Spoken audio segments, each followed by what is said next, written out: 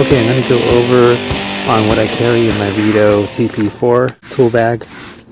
I did a few things. I added shoulder strap for my old tool bag. This is a Clc strap, and what I did was I keep it in this clip when I'm not wearing it, so that way it kind of keeps it out of the way, out of the dirt and stuff. This I got a lot of tools in here, so this does weigh 9 to 10 pounds. I kind of weighed it, and if you're going to clip this on your belt, I don't really think this clip's going to work that well. The only way this is going to probably be good on your belt is if you loop it through here, you know, wearing some kind of carpenter's belt or something, but I really don't need to do that. I like just wearing it with a shoulder strap going up a ladder or something like that to free my hands so I could carry more stuff, and I like carrying it by the handle here. So far I like this for going up on a roof, checking out what's going on, or inside, just to diagnose something, what's wrong, what's going on. Got all the basic stuff in here. This is the stuff I carry. This is what the stuff I find useful for me to carry. I'm always kind of changing things up a little bit. If I feel I need a certain tool, I probably will change things up a little bit. But this is, for the most part, what I do right now. I'm gonna go over the tools I carry here. Some of the things one of the things I don't like is the bag doesn't stand up on its own. It does sometimes, depending on how you load this front pouch, I think, for the most part, depending on how it's loaded and what kind of tools you're carrying in here. I think it would be good if they put their plastic bottom at the base of this to make it more stable. Of course, I would probably add a little more weight to it, but I don't think it would add that much more weight. And then, you know, it's protected from the damp ground and whatnot. So let's just go over the front pouch. What I carry in here: my alligator leads for my meter. Keep those in there. Okay, Thermocouple temperature probe. Keep that in there. Let's see here. Some bits here for a little right angle screwdriver. I'll show you that in a second. My Klein multi-stubby. This is a good thing to carry for tight areas. Okay, here's this right angle screwdriver from Harbor Freight. It was only $3, so when you need it, you need it. So it comes with all these bits, so it probably come in handy. Some sand cloth for testing purposes to clean off, if you're testing a compressor, to clean off a section of the copper or whatnot, so you could test the compressor. Service valve wrench, and I have this tool that I made myself to hold in the furnace door switch, so you could diagnose and keep the power on while you're testing things. And I made this myself from stuff from Home Depot, but for the most part, you're not really saving much money by making it yourself. You might save a couple bucks, but buying it from the store is not a bad idea. I think it's called a furnace fuller, and this really works pretty good for me. I've used it a few times, and it's pretty nice. Holds in the switch. A couple rechargeable batteries for my flashlight, so I'm definitely not gonna leave those, put those in a thermostat. Strictly for my flashlight. Allen key bit for the service valve. Stick that in there. So that's all I carry in that pouch.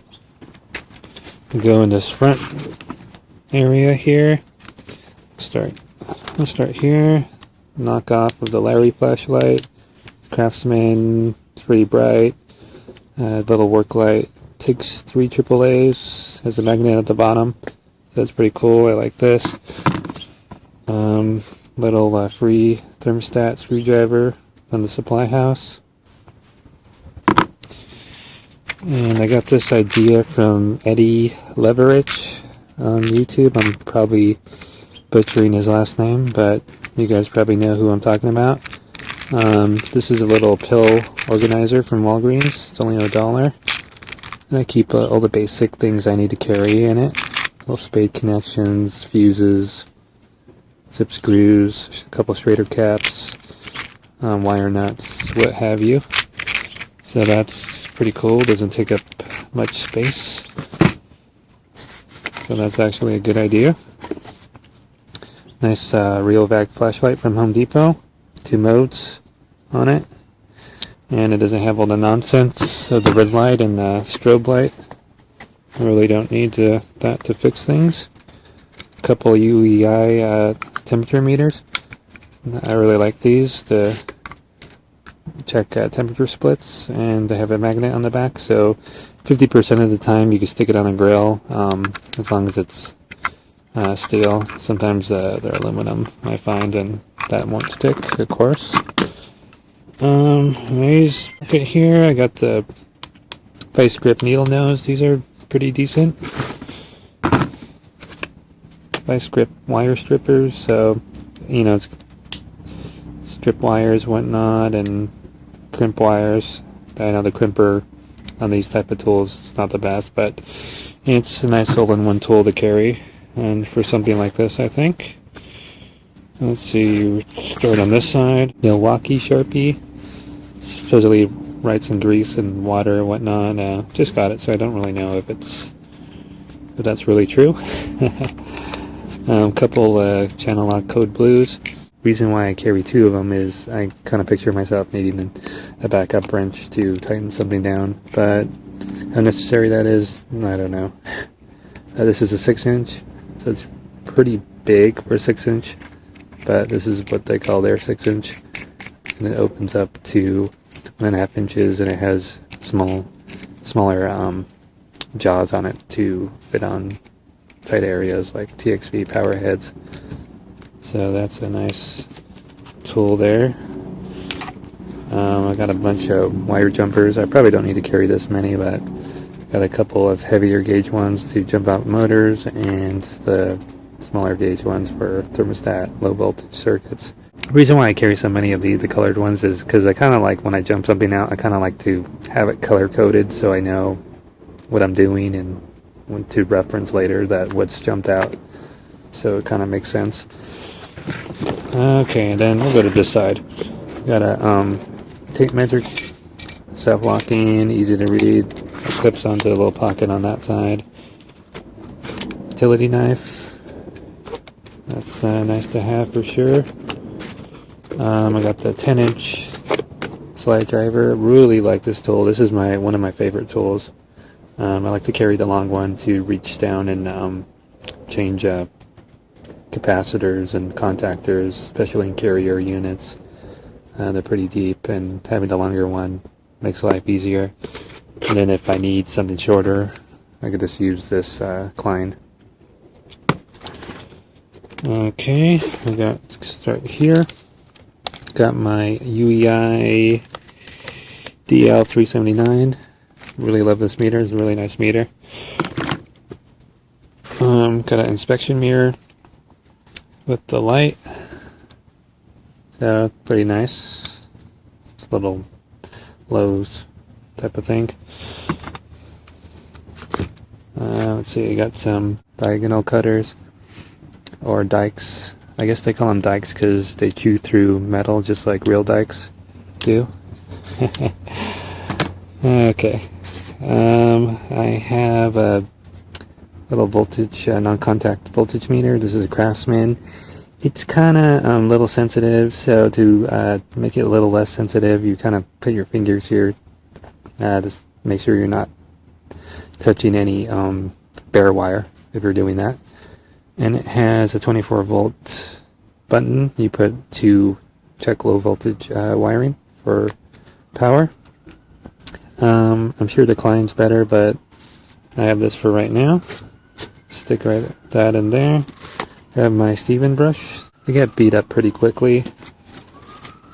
I keep that there. Some zip ties. I need to kind of refill. Some 8-inch, I think they are, zip ties. From Harbor Freight Tools. I like to buy like little knickknacks like this over there. and they're actually pretty decent. I have my Hillmore all-in-one. I think it's a 9-in-1. So I use this as my screwdriver because it's compact and takes less space for something like this. And I like it because it has the straighter tip on it. It has a straighter tool, so that's pretty cool. And it also has a 3/8 as well. So that's pretty decent. Let's see, I guess that's all the tools I carry in it. Fire truck passing by. Oh, of course, black tape, electrical tape. Go up on a roof, check out what's going on. If it's a big job, of course, I'll bring my bigger tool bag if it's a big repair. But for the most part, this will handle, you know, typical things. Changing out capacitors, contactors, whatnot. And I'll also take my Bosch little drill with me to make life easier. Sort of, you know, if you don't have a power drill to take off panels and stuff, especially, I mean, that kind of gets old and it's kind of hard, you know. Makes life easier having a power tool to do something like that.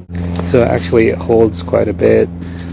I really like this tool bag. I think for me the TP3 would be too small. Of course, with most people, the bigger the tool bag, the more tools you're going to put in it.